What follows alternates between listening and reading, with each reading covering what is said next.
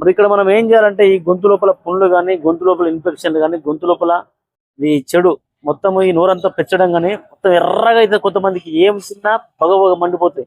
అలాంటి వారికి సరే గొంతులో ఈ చీముగడ్డలు ఉంటాయి అవసరం ఉంటాయి, అది ఆపరేషన్ చేయాలన్న సమయం వచ్చినప్పుడు మీరు ఏం చేయాలంటే ఇలాంటి ఒక 4 ఆకులు తీసుకోండి. ఇట్లా మంచిగా ఒక 4 ఆకులు తీసుకొని కత్తెరతోటి, బట్టలు కత్తిరే కత్తెర కానీ మామూలు కత్తెర కానీ చుర ఇగో ఇంత ముక్కలు కట్ చేసి 2 గ్లాసుల నీరు పోయండి. 1 గ్లాసు వచ్చు వరకు మరిగించండి. మరిగించి ఆ వడబోసుకొని గోరువెచ్చగా ఉన్నప్పుడు చిన్న స్థానంలో మేము ఒక ఆట ఆడుకునే వాళ్ళము. ఒక చెంబుల నీళ్ళు తీసుకొని కొన్ని నోట్లో ఇందులో పోసుకొని అనేటోళ్ళం మేమంతా. అంటే అది ఈ జబ్బుకు పనిచేస్తున్న విషయం కొంతకాలానికి నాకు తెలిసింది. అంటే మా గురువు గారు చెప్పడం వల్ల ఈ ప్రక్రియ నాకు తెలిసింది. ఈ యొక్క రసాన్ని ఆ గొంతులో పోసుకుంటూ అంటే వాటర్ గాలి బయటకు వస్తాను.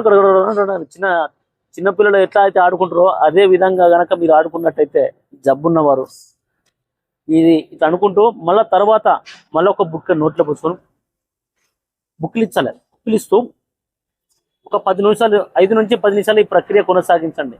మీరు ఉదయం చేస్తే సాయంత్రం వరకు మీకు రిజల్ట్ వస్తుంది. కనీసము ఈ గొంతు లోపల పెద్ద పెద్ద రుణాలు పుండ్లు కానీ ఒక 15 రోజుల్లో మటుమాయం అయిపోతాయి.